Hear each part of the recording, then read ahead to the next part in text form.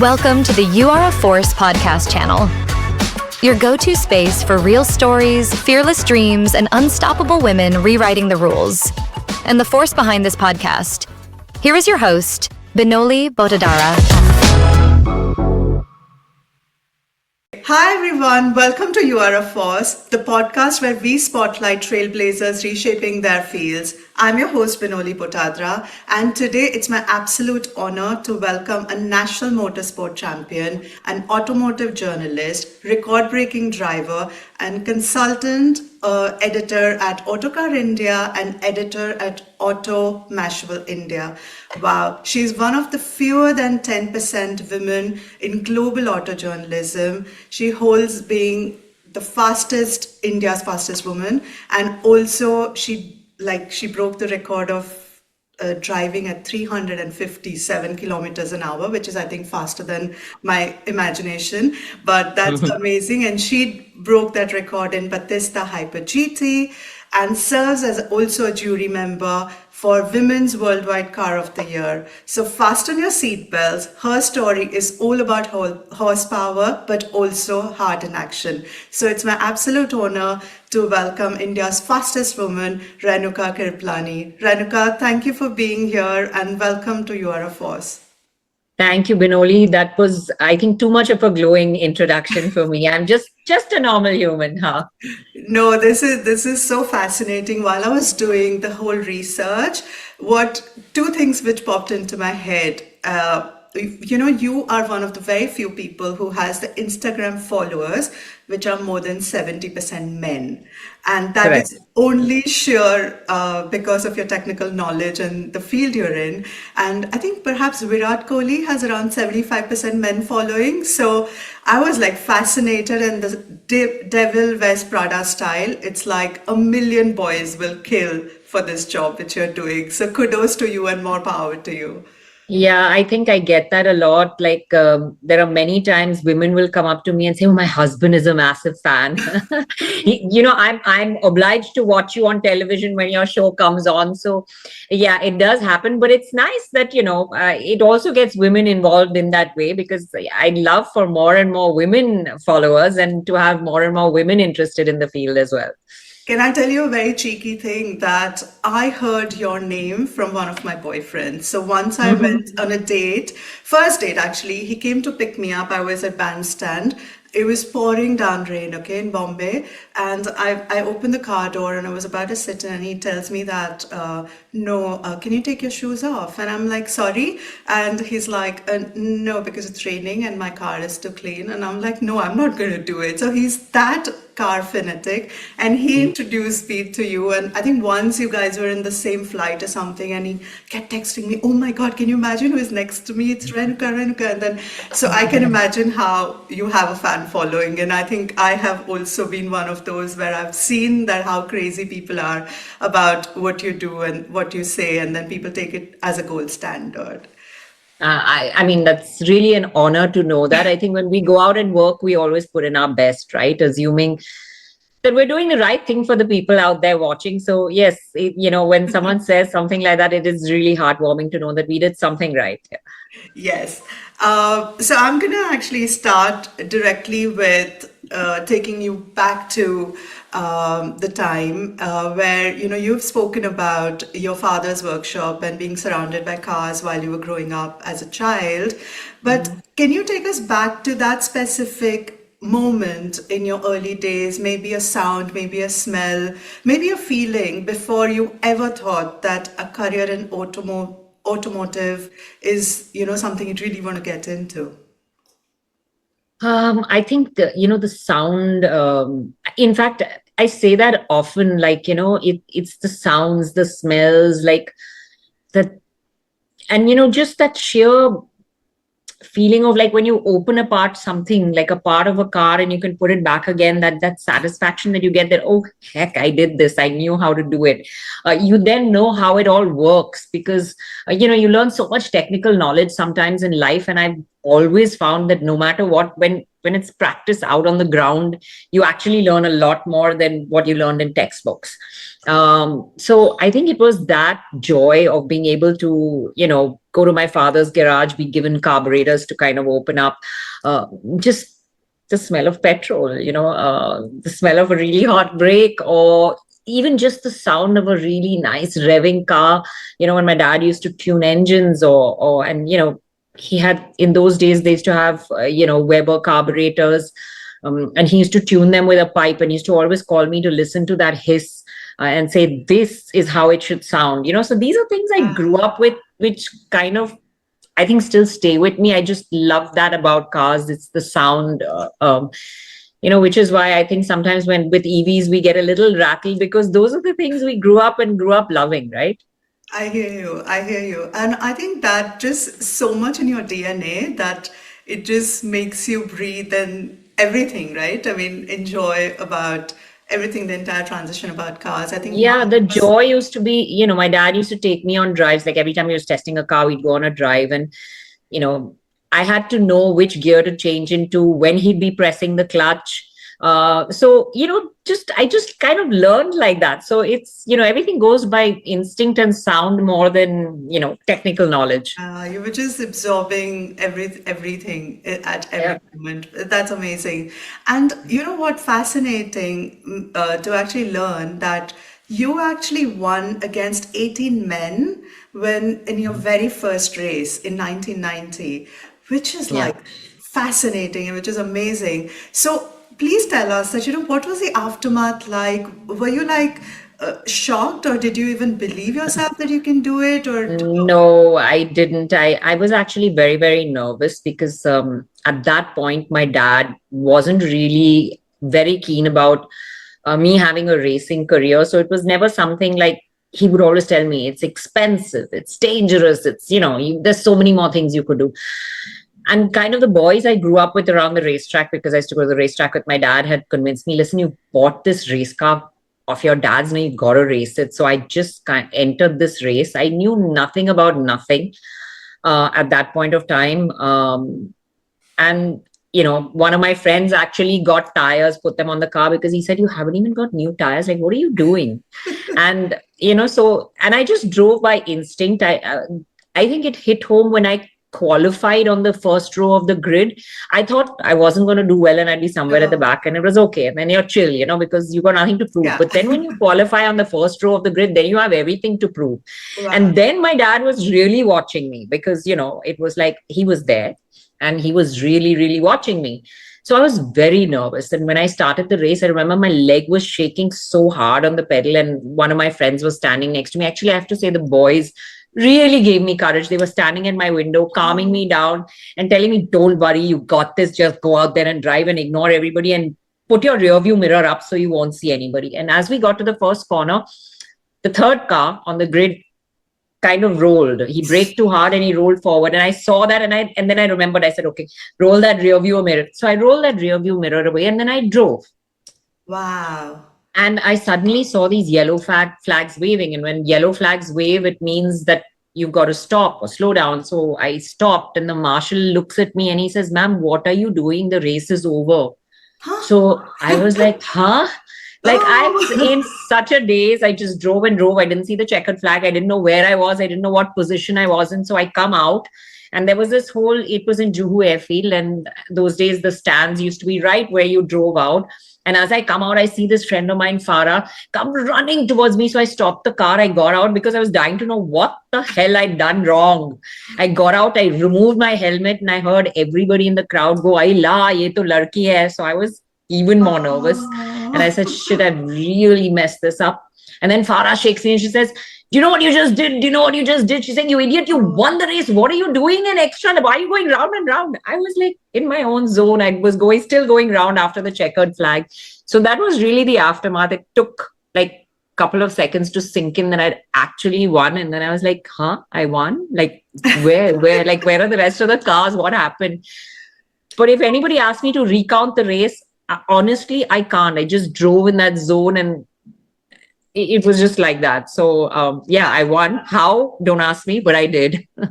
No, I think I totally went onto that journey with you while you were explaining, and I can totally imagine that you must be so immersed and enjoying that every moment that you did not even Yeah. realize what really happened, and Yeah. it created like a history, which is so amazing. And speaking of the whole car racing career, you also dabbled everything from hairdressing to interior designing, and before coming back to the cars. And so what was those detours about, if you can tell us, and what were the skills and lessons you learned in those sort of careers which actually help you back to become who you are today? Yeah, that's an interesting question, actually. I those detours were because, like I said, I this was always my first love, but at that point, I think my dad, rightly so, felt like, "What will you do?" There wasn't such an automotive industry. He said, "You'll come to the garage, you'll work with me, but go to an MBA. There's just so much scope to do more in life these days." So I did accounting in college, but I mean, I did commerce and I hated it. It's not me. I'm not the desk kind of person. I'm not someone who can sit at a table and do work. It's something I've discovered along the way. So during college, I kind of did up my house. So the contractor who helped me said, "Hey, you have a great eye. Will you kind of come and help me? Because I'm the contractor, but I need someone who can design with me." So I just started that up as a lark. So I did interior designing, ran a business, found I was making money. So that was really cool. But I just found it so hard to deal with Indian clients, get your money out, and the kitbit of it all. And Yeah. so once I'd made all that money, I thought, okay, now I'm going to find something I can do where people pay me over the counter, and it was also just an excuse to kind of get away from home, go abroad, study. So I took up I think it was the cheapest course I could find, and with something that where people would come and they had to pay me and go, was hairdressing. So I just did it, not out of any interest, but it was just what landed in my lap at that moment and was Sure. possible to do. So I spent some time in London, did my hairdressing course, came back, worked at the Taj for many years. And it was at that time that I bought this car, because then again I'd made money, and I started racing. And then I think once that first race happened, my dad kind of realized that no, she's not going to give this up, because I did a couple of more events. And then finally he let me work with him. So then I went and worked with him at his garage for a very long time through my racing rallying career. And then I was racing right until I had, and rallying till I had my first child. I didn't even know I was pregnant during my last rally, which is why I keep telling my daughter she's probably so fidgety, because I was bouncing up and down in a rally car. Uh, and then my husband needed help in his garment business. So kind of just happened as a natural transition. And then again, after many years of being in the garment business with him, Hormuz Sorabji, who's the editor of Autocar, very close friend from the rallying days, calls me and says, "Hey, we're doing this television show and I want someone who knows cars. Will you do it?" And it was like that moment of, yes, it's Wow. back in my life. And Yes. I didn't look back from there. But so those were the pivots in my life and the reasons for the pivots. And my friends call me the pivot queen now, because I've just changed doing so many things. But Yeah. I think, yeah, like you said, it's interesting that you tell me now, because each thing taught me something along the way. I think the interior design taught me to be quite independent and self-reliant, because and take charge. Actually taught me how to take charge of a group of people. Actually, that would be the biggest learning, because when you have to manage labor on a site and get Yes. them to execute something, you really have to push hard. So I think Yes. that would be the learning, and that's helped me along the way, because we ran events when I was in Autocar and something, and eventually it would be me taking charge and running things. So probably that came from there. Now that you mention it, I'm thinking about it like that. And I think hairdressing kind of gave me the creative side, um, the side to constantly think of something new, be different. Be Um, creative. Yes. yeah, and have a lot of probably also verbal skills, because you talk to your clients a lot, right, while they're sitting in your chair. Yes. That's probably what helped me talk to the camera, because I was never shy. I was talking to different people all the time. So it was Yes. not something, where I was like conscious, or I think that probably got rid of the consciousness that I had. Uh, And yeah, garment business taught me how to be a business person and make sure that whatever I was running efficiently and was profitable. So yeah, each one of them gave me some learning along the way. Yeah, absolutely. I think in my life, when I was growing up, I always had teacher's remarks that she talks a lot in the class, Mhm. and I was told every time that because I used to talk a lot, and I still do. And I think, like you said, my mother always put me into different activities, and she always told me that it doesn't matter if you know, if you do not know, if you win, if you do not win, Mm. you have to be on the stage in elocution competition, to theater, to music, to dance, everything. So I did not even know what was stage fear like, right? You just go and you just Yeah, do yeah. it. But look at where it's brought you, right? So Yes, yeah, yes, you need to say thanks to mom who was actually encouraging. absolutely, absolutely. And all the teachers who actually call me that, you talk a lot. And yeah, Podcasts didn't exist in those days. in So, those days, what yeah. a career you could. Now, I guess kids in class will say, oh, I'm going to be a social media star or I'm going to be a podcaster. I know, and that's when when you I think that something is written in the stars, right? If it's meant to be, it just happens, and if you are open about the whole thing, then ultimately you land up where no Google Map will take you, technically speaking.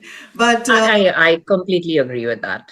yeah, and but in the whole motorsport and the automotive journalism, it's such a male-dominating space, right? And I know that you've always spoken that you've never had sexism or you've not faced sexism. That's also perhaps because you know more than most of the people in the room most of the times, and but it is around what 85% of women actually are the decision makers while anyone buys a car. I mean, as per the research.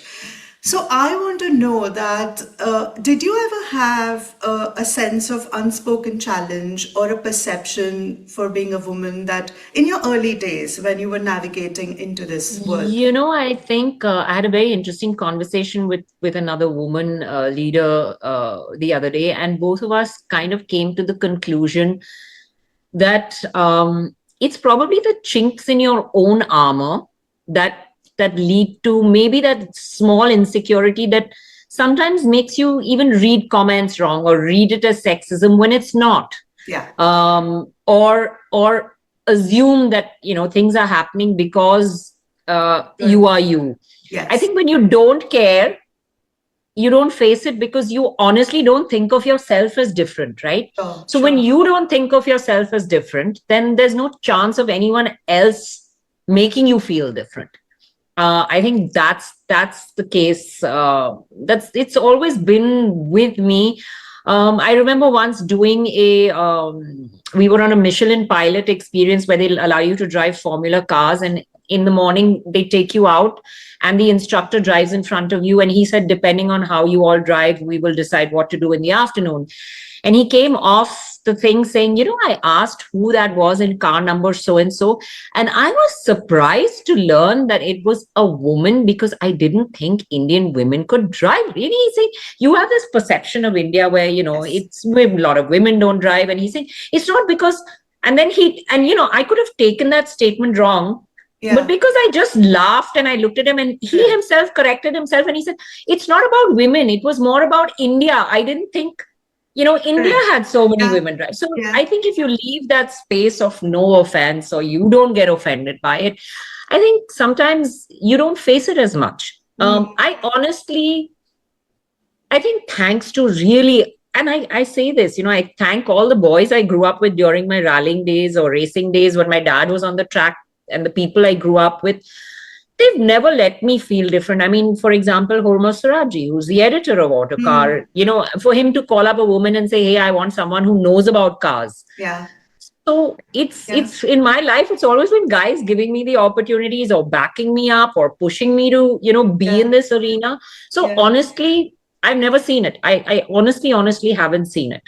I have 2 points to say in that. One is, like you said, if you do not notice, it's like your brain actually functions in that way that you are so used to seeing not in that area. So you don't really notice. Even, when this person actually called you out for being a woman, an Indian woman, whether whatever his perception was, but you didn't even take it to your I mean, you didn't take it personally. You're like, yeah, okay, it's your loss, if you do not know.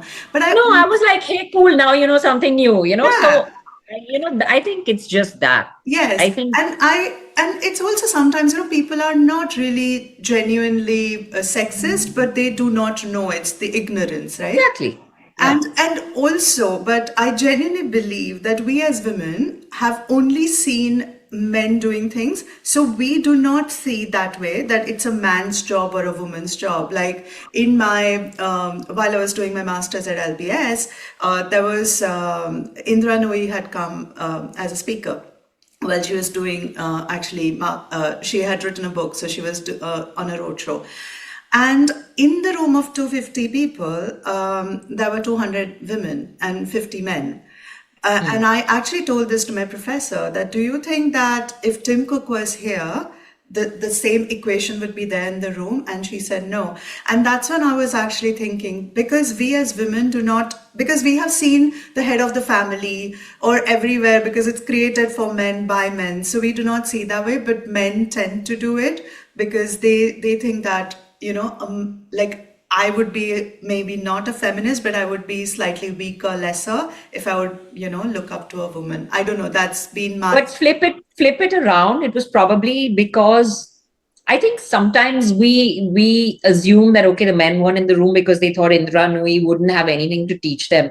But it could also be that they weren't in the room because they were probably intimidated that here is this woman that Absolutely. is doing something so great, and heck, I haven't been able to reach there, but she did. So it's also perspective. I think and I think in some cases it's years of conditioning. Like, when people talk about women drivers and women driving, if you see statistics, they're safer than guys that drive out there. If you see a lot of stats out there, women are really good drivers because they're so conditioned to kind of feel like, okay, we're not, that they're actually more careful about what they do. Yeah.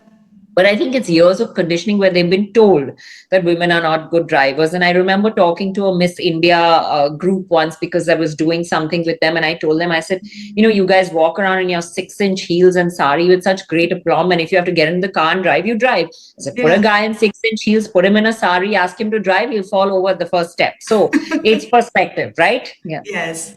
Yeah, absolutely. Absolutely. And like you said, I grew up always hearing that women don't know how to do a parallel parking. They don't know how to drive. And definitely my dad always told me that you drive better than most of the men or most of the boys. And like you said, there's enough research that women, I think the number of accidents which happen, I think I think most are done by the men more than the women.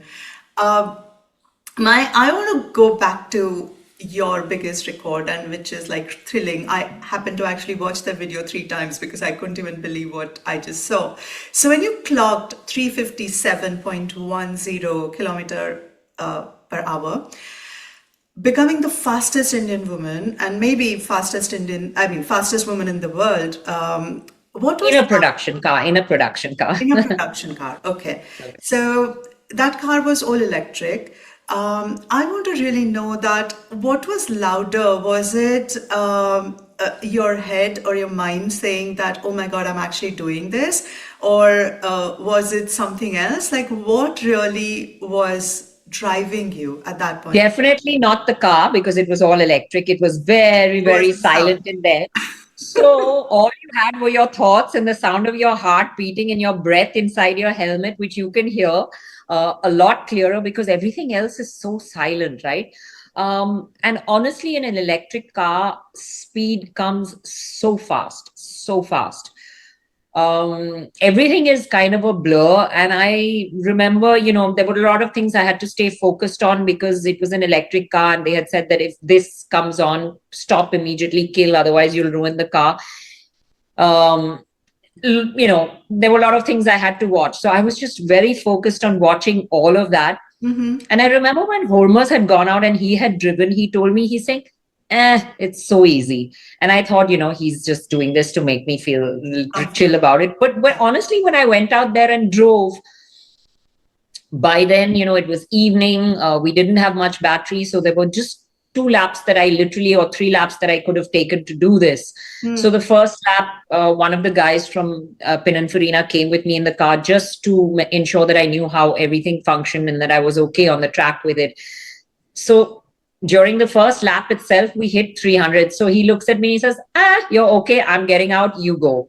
So the second lap I came round, I could see, and then I thought, okay, I'll do the third lap because Holmes had done 3:58, and I thought I'd push to. I pushed to get that 3:58, and then the warning lights started coming off where they said that if that comes on, you just lift off and whatever. I pushed it. On the speedometer, I had done 3:58 point whatever, so I thought it was okay, and okay, cool, I did it too. You did it. But on the GPS, it was 3:57.1, which was close enough, so it was fine. But yeah, that was really what was going on in my mind. It was all this math and jism. There was no fear, or there was no tension, or I was just kind of thinking of everything that needed to be done at that point. Yeah. I think the self-belief and just being present and alert, right? At that point in time, you're not even thinking about what you're gonna achieve in terms of a number. But 3:58 was your target, and I'm so happy to hear that you actually clocked it, though GPS didn't register. It's close enough. Yeah, close enough. No, I mean, that's amazing. So, speaking of all the EV cars, which is actually the rage at this point in time, I want to understand that your field and your work demands so much of technical know-how, and also there's a challenge of explaining complex concepts, from the EV battery chemistry to ADAS systems and to diverse audience, because some people would be like a hardcore car fans to somebody like me who just do not understand much. So how do you actually oversimplify or without losing the nuances? I'm nerdy. I'm a geek. I love it. Like in my spare time, I read sort of engineering articles and things about new technology. I love it when someone explains something, the technology to me, like with an engineer, I can sit for hours. It's interesting to me because it's what I enjoy, right? And it's always something I've enjoyed. As a child, I would love sitting and reading encyclopedias. So not just purely about cars, but I like learning things. I remember during my first stint in CNBC, I had a great mentor, Anuradha Sengupta, who was, overseeing the program at CNBC. And I explained something, but I was a bit technical in my explanation because I know it and, it sounded cool. And she came up to me and she said, it's really great that you know all of this. But she says, I didn't understand a word of it. But she said, what you have to remember on television is your audience will be wider when you can take the knowledge you have and impart it to someone in the easiest way possible. Yes. And I actually thought back and said that, when I'm sitting and talking to an engineer who knows, complex chemistry and stuff like that, when the guy explains it to me in my terms, it's so much easier for me to understand. Yes. And I think that was like a light bulb moment for me where I started simplifying what I was saying. So if I explain something and suddenly along the way I realized, okay, this is technical, I'd break down the term so that people could understand, oh, this means this, that means the car will do this, or it will react. So that's how I pretty much started doing it. And I think I tell that to all the kids who come work with me as well. I say that it's not about what knowledge we have, but it's about how we can explain it to people out there. And that makes a world of difference to everyone. Absolutely. I work in asset management where, so when the fund managers talk to the clients, they talk in like a language 80-90% of the times nobody understands. So that's where I come in the play, where I try and balance, converting that technical to English to actually, so that people translator, because they would go on ROI and EBITDA and like this, that, and the people are like, what are you talking, so I totally get it. Especially if there are equity fund managers, they still have very interesting stuff, but if they are debt fund managers, fixed income is so boring. They will put anyone to sleep and then no one gets it, and then people are like, okay, fine, I know this is very confusing, I don't want to buy. So I totally understand that. And I also want to know that in the industry, which is actually shifting gears faster than maybe a Formula One car with AI, EVs, the tech, and so many other things, do you see any blind spots which no one is addressing at this point in time? And if that's not done, it could have a long-term impact or a fallout? I think for me, the reliance on, this going all digital screen, going all AI. Yeah, it's a craze. It's exciting. But I think, and we see it in Europe already, actually. I used to always say that I have never understood how everything can be on a screen. I do understand the younger generation rely a lot on it, but it's not safe. In a car, you have to take your eye off to focus on that. And if you're focusing on it for too long, then something else could go wrong there, right? So I said, I've never understood how all functions can be on a screen. Um, and Volvo's not going to like me very much for saying this, but in their recent few cars, everything was on the screen, including changing my side view mirrors. Now, for me, that is critical. I need to be able to adjust it. Like if I'm driving and I need to go through 2 layers of menu to find where I need to change the side view mirrors and then adjust it, I'm having an accident for sure. I literally had to stop the car, get on the side, adjust my side view mirrors. It's such a simple function. Why the hell would you move it to a screen? So I think that's what's getting lost in this whole phase of trying to be like a phone. Because it's an instrument we use all the time and everybody's so enamored by how much it does. I don't think a car is a phone.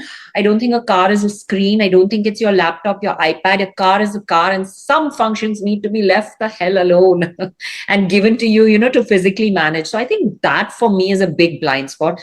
But I see it reversing. I see a lot of people coming back to physical buttons for just the simplified functions. Europe has already mandated it. Because they found it unsafe, and it's becoming law again that you need for certain functions you need to have physical buttons. So I think it's reversing back, and I'm an analog person. I love it. I give me my physical. It's just so instinctive when you know where something is and you have to adjust it or touch it instead of going in through a screen. Yeah, no, absolutely, absolutely. I mean, we've spoken about great stuff in your career, but I'm sure every great story has one or two failures. Or maybe if you can share maybe one moment or one setback or a struggle, maybe, Many failures. which fundamentally changed how you approach a journey, or which actually made you think differently. Many failures. I think when you race and rally, there are good days and there are bad days and there are really lousy days. I remember, so I loved racing. I had a great amount of success on the track. And then I decided to do my first rally. And my first rally, I was out in the first stage because, I just didn't get a grip on it. And it was a big, it was a letdown to me because the first special stage was, just on a small circuit special stage, very much like a rally, and I aced it. So I was so happy with myself. Probably the overconfidence, and I went off in the first stage, and it kind of made me realize that, hang on, you need to pull back sometimes in life, and you just can't go crazy everywhere. So I think every failure teaches you something, and there's been plenty of them along the way. And I think the biggest learning from a failure is never to let it get you down, but to learn to lift yourself up and move on. Life doesn't stop ruling no matter how hard it gets, no matter how shitty it gets, no matter what goes wrong. So the easiest thing to do is to actually get up and figure out, okay, how do I move on in the best way possible? So I think that for me has been the biggest learning from most of the failures. I mean, whether they've been personal ones, whether they've been career ones, whether they've been emotional ones, whichever way you fail, you kind of pick yourself up and think that, okay, I've got to get past this and move on and not let it affect me. Okay, that's interesting. And that's something which is definitely a skill to actually learn, because it just doesn't come naturally. I would always wonder that, Sachin after a century gets out in like zero. I really wonder how he would be actually managing it. And these days, even in football academies, they have like a team who is actually helping them, train mentally, because how you actually deal with the failure, because it's a big deal. Because when you're an athlete or someone like you who has to come and perform and everyone is watching you, I think that also I think a lot of it has to do with, I guess if I was a coach, what I'd be telling people is self-belief. Because you have to learn to drown out the noise at that point of time. You have to learn to drown out the barbs, the taunts, the flack that will come your way. When you score the century, it's great, but nobody will remember it the next morning when you're a zero. And that's the sad part. It really is sad how public can be so harsh at times, you do 25 million great things and you do one thing wrong and they're harping on that. Yes. But I think if you can learn to drown that noise out, yes, I think that's great. And I think, as a journalist who's seen a lot of transformation from television to YouTube to social media, where everyone has a voice and an opinion. Yes. I think that's the one thing that's kind of helped me, is learning to drown out that noise. I don't let it bother me. Listen, everybody's entitled to their opinion. Yeah, Some people will think I'm good. Some people will think I'm crappy. Some people will think I'm terrible. And they're completely entitled to that opinion. What I take objection to is, in this age of YouTube or social media or whatever it is, scroll. You don't like me? You have the ability to go past it. Nobody's catching you by the arms and hanging you in here, right? True. Don't watch it. That's entirely your prerogative, but don't be nasty to someone who's putting themselves out there and trying their best, whoever they may be. It may be me, it may be someone else, it may be X, Y, Z, whatever. That person, it takes a lot for a person to put themselves out there in front of camera, in front of people. It's not easy. It's not easy. It seems really simple in this day or an age of social media, but as you know, as a podcaster, it really isn't easy sometimes. So I think people need to just calm down, be less hateful these days, I think, if I may say. I think people love to hate on people, and that's just sad. I mean, I think give everybody a chance. They get some sadistic pleasure because they haven't done something which the others are doing. So maybe that, I don't know. I don't know how they sleep at night by just being so bitter. I mean, look, even there are certain things I don't like. But like I said, either I don't watch them or I have my own good laugh or my own whatever at it in my own space and move on, I think it's just that. Just there's no need in this world where there is so much that goes wrong, so many things that happen,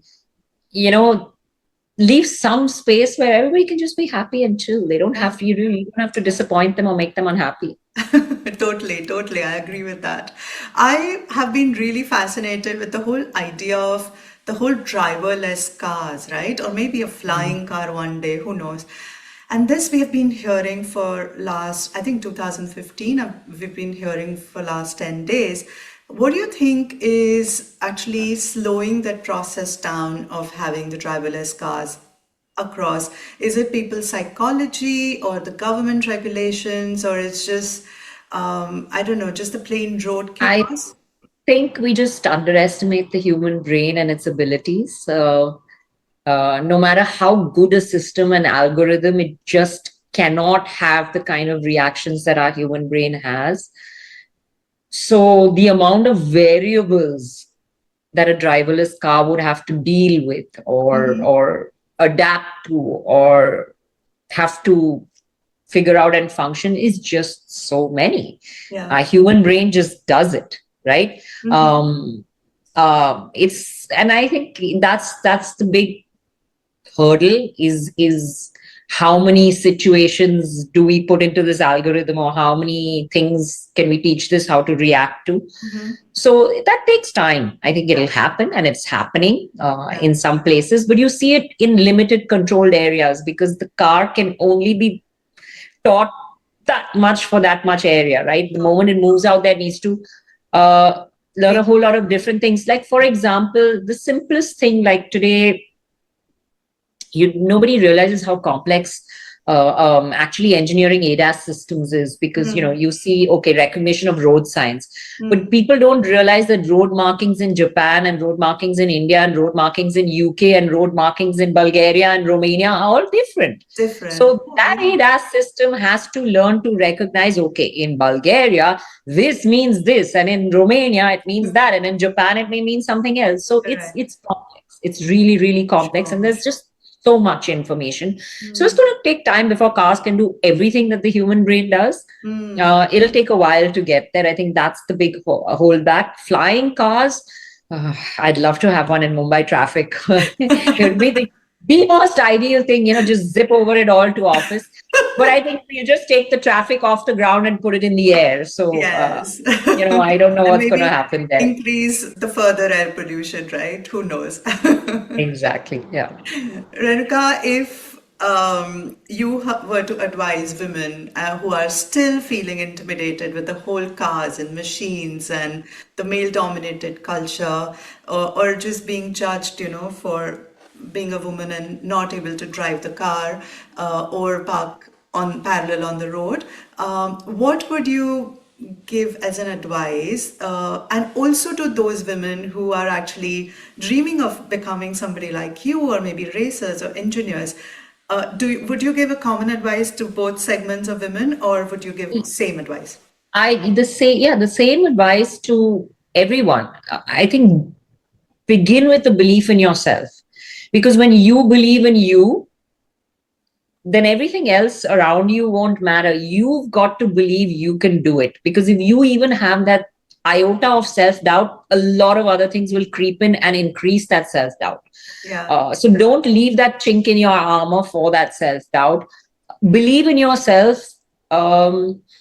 Prepare yourself for whatever it is. I think, again, I say this, in this day of social media, age of social media, everybody thinks they can do everything, but that doesn't mean you can do it well. Yeah. Make sure whatever you do well, right? Give yourself the ability to learn constantly, because if you believe I know it all and I can do it well, then you don't leave any space for learning. Life's a journey that's continual learning, and I think be ready to learn your entire life. And if you have these 3 or 4 simple things within you, I think it all becomes easy. Oh, that's brilliant. That I love that wisdom.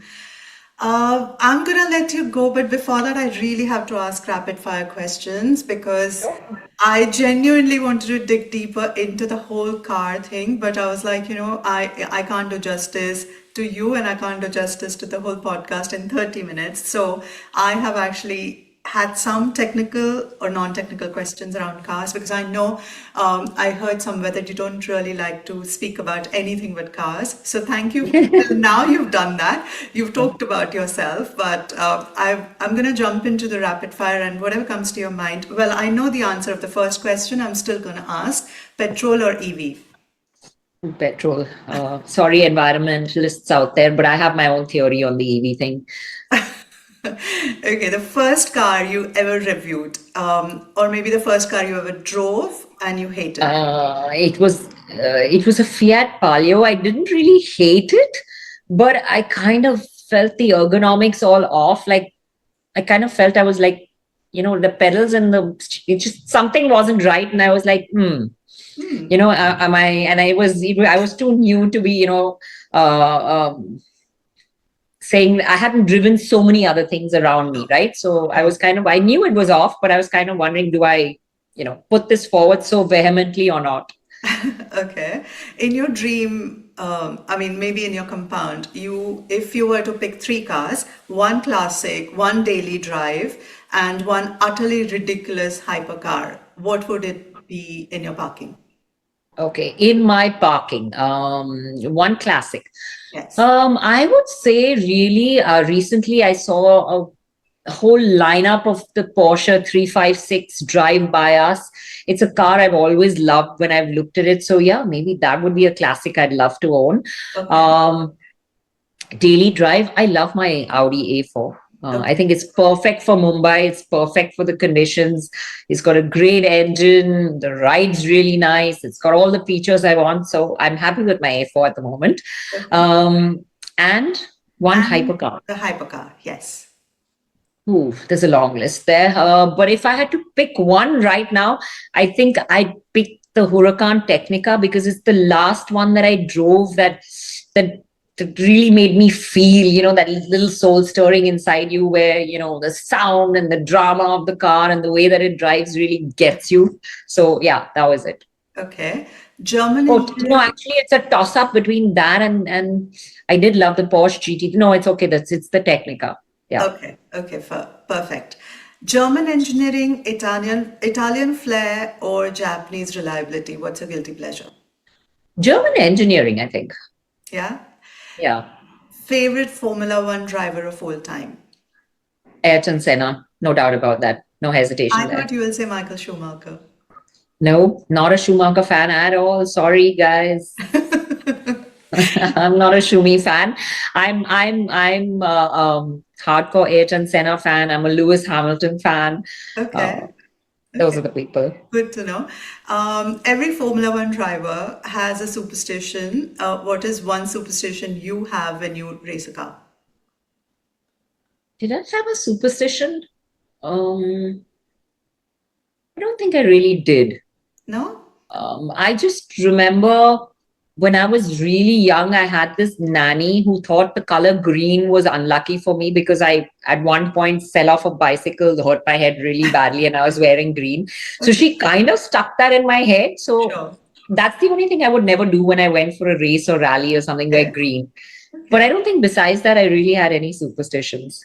Okay, perfect. What's one soft skill you need to actually hit that 357 or any other racer actually has apart from just the technical absolute essential knowledge? Focus.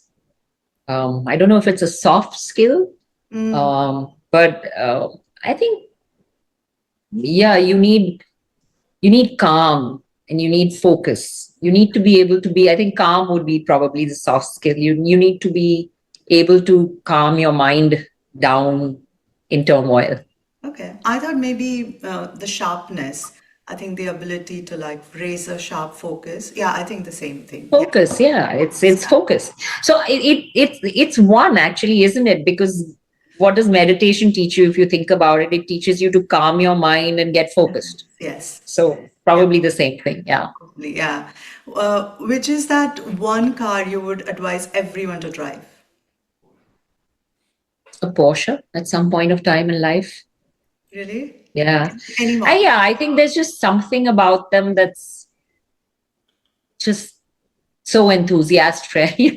They're just cars that speak to you, that stir your soul, that kind of get to you. And there's a reason that every probably enthusiast has one in his garage, is because there's something to them, Okay. What would you especially tell? the older ones. Yeah. Okay, perfect. What would you tell someone who thinks that the car is a depreciating asset? I'd agree with them. In certain cases, I keep telling my husband that, like, every time he wants to go out and buy a fancy car, he cannot believe that this person who's all car friendly is the one saying, no, no, no, no, no, no, no, no, we're not buying on. So you're getting most of them to drive. Why would you spend all your money on a depreciating asset? But there are some cars, I think, the classics, the greats that are appreciating assets. So it depends on which car. Okay. And last but not least, if you were to meet Renuka, who is 16 years old, what would you tell her? Calm the hell down. Yeah, I was way more hyper at that point of time, and have patience. Everything will come in its own time. I think that's a brilliant piece of advice, and most people actually lack that. So, Yeah. Renuka, thank you on that smashing note. It's so amazing to have you. And you have actually taught us that, breaking barriers to smashing speed records. It's just the confidence that matters, not really something which is in the engine under the hood, but it also comes when you know where to shift the gears. In your engine, under your hood. Yes, under your own hood and under your engine, and when to shift the gears and stay in your control. And you are also a proof that, speed limits are for roads, not for careers. So thank you for driving this conversation like no one else could. And to all the listeners, whether you are leading the race or a newsroom or a boardroom or just trying to stall at a live traffic light, let this conversation be a green signal in your journey. And remember, this is not a podcast, this is a global sisterhood. So let's go on a long drive where the road actually doesn't end and we can grow together. And every driver makes their own road, and the journey is beautiful when you are driving at your own speed. So until next time, stay powerful and enjoy your drive. Thank you. Thank you.